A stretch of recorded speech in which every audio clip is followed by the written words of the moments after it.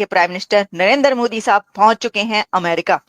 Leader वो होता है जो बाकियों को साथ लेकर चलता है। लीडर वो होता है जो बाकियों का एहसास करता है। लीडर वो होता है जिसके अंदर ये खूबी होती है कि वो पूरी दुनिया के लिए एक मिसाली गुफ्तगू करता है। Modi is a nationalist leader. Bharat की इतनी इज्जत क्यों हो रही है? ना सिर्फ ये कि अमेरिका में या कह लीजिए यूरोपियन कंट्रीज में, बल्कि गल्फ कंट्रीज भी आगे बढ़कर जो है वो प्राइम मिनिस्टर नरेंद्र मोदी की वाह क्यों कर रहे हैं? आपको सिर्फ अफगानिस्तान के साथ कंपेयर किया जा सकता है।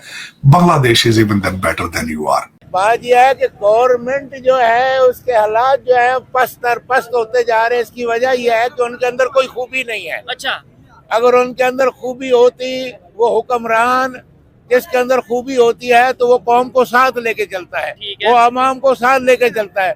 हुक्मरान या बादशाह वो होता है जिसके लिए अवाम सारी अपने बच्चों की तरह होती है और जिसके अंदर ये सोच फिक्र ही ना हो कि कौन किस हालत में है, मैंने उसकी क्या हेल्प करनी है। और उसे सिर्फ सीट की पड़ी हो, उसे सिर्फ अपनी चुजराहट की, अपनी सीट की पड़ी हो, तो वो ना पाकिस्तान को लेके आगे बढ़ सकता है, ना कौम को लेके आगे बढ़ सकता है।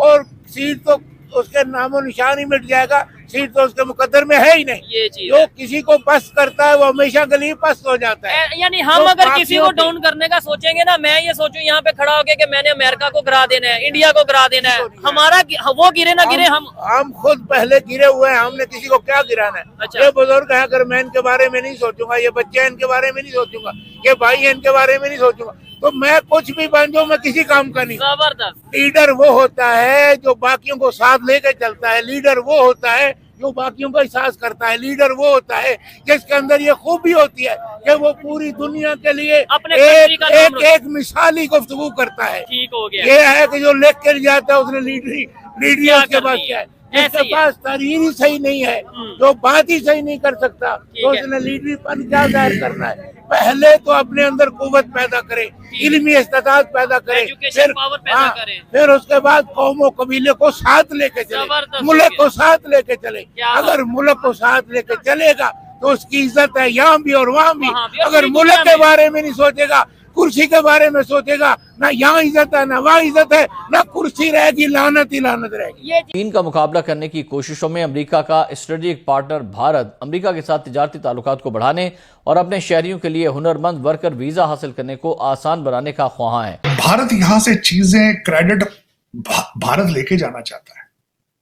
आप पाकिस्तान से चोरी करके बाहर भागना चाहते हैं। डिफरेंस आपका इस वक्त 22,000 ब्यूरोक्रेट जो है वो डुअल सिटीजन है। और मैं दूसरी अगली बात बताना चाहूंगा, IMF एक थर्ड पार्टी है, वो आके इस वक्त आपको कह रही है कि ग्रेड 17 से लेकर ग्रेड 22 के जो लोग हैं उनके एहसासों की लिस्टें इकट्ठी करें, उसकी रिपोर्टिंग होनी चाहिए। और दूसरा, इस वक्त करप्शन ट्रांसपेरेंसी का जो रिपोर्ट आई है तो आपका नंबर उसमें 135 है। तो चीमा साहब, दर हकीकत मैं दुख के साथ कहूंगा, कंपैरिजन नहीं बल्कि कंपैरिजन की करना एक बेवकूफी है। भारत के साथ आपका कंपैरिजन करना बेवकूफी है, बल्कि बांग्लादेश के साथ भी आपका कंपैरिजन करना बेवकूफी है। आपका कंपैरिजन बनता है सिर्फ अफगानिस्तान के साथ। मोदी साहब डोनाल्ड ट्रंप साहब के चौथे लीडर होंगे व्हाइट हाउस के अंदर।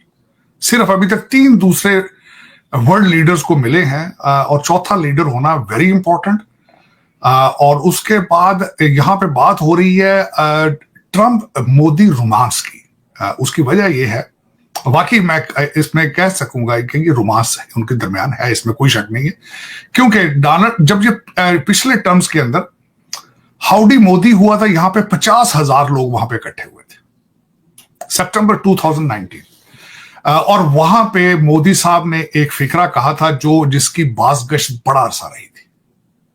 अब की बार ट्रंप सरकार, तो रोमांस तो उनके दरमियान है। फिर उसके जवाब में मोदी साहब ने इनको इनवाइट किया, भारत की इन्होंने जो दावत दी। और फिर वो डोनाल्ड ट्रंप साहब यहां से गए अहमदाबाद और 1 लाख लोगों ने वहां पे डोनाल्ड ट्रंप साहब को रिसीव किया। और वहां पे उस इवेंट का नाम था नमस्ते ट्रंप। तो रोमांस तो उनके दरमियान मौजूद है, इसमें कोई शक नहीं है। मोदी साहब is not an ordinary leader, he is an extraordinary leader. मैं बल्कि इस पे भी मैं बताना चाहूंगा कि क्या मोदी साहब ने आने से पहले ट्वीट क्या किया है, उन्होंने फाउंडेशन क्या लेआउट की है। बल्कि ये भी मैं बात करना चाहूंगा कि डॉक्टर जयशंकर साहब जो अपने पिछले दौरे के अंदर मोदी साहब के इस दौरे की क्या तैयारी करके गए थे। लेकिन थोड़ा सा मैं बोलना चाहूंगा खासकर अपने बिलखसूस पाकिस्तानी लोगों को, अगर कोई देख रहे हैं तो उनको बताना चाहूंगा कि लीडर जब जाते हैं बाहर दौरों पे तो वो क्या करते हैं। वो बिलखसूस मैं इस चीज के हक में होता हूं, हमेशा कहता हूं कि Modi is a nationalist leader, और मैं हमेशा ये कहता हूं पाकिस्तान को भी एक नेशनलिस्ट लीडर की जरूरत है। आधे लीडर की जरूरत नहीं है जिसका आधा पांव पाकिस्तान में एक टांग हो और दूसरी टांग दुबई या लंदन में हो। हमें ऐसा लीडर नहीं चाहिए। इसीलिए आपका और भारत का कंपैरिजन नहीं बनता। आपकी डेस्टिनेशन अब जो है वो काबुल की तरफ है। आपको सिर्फ अब अफगानिस्तान के साथ कंपेयर किया जा सकता है। Bangladesh is even then better than you are.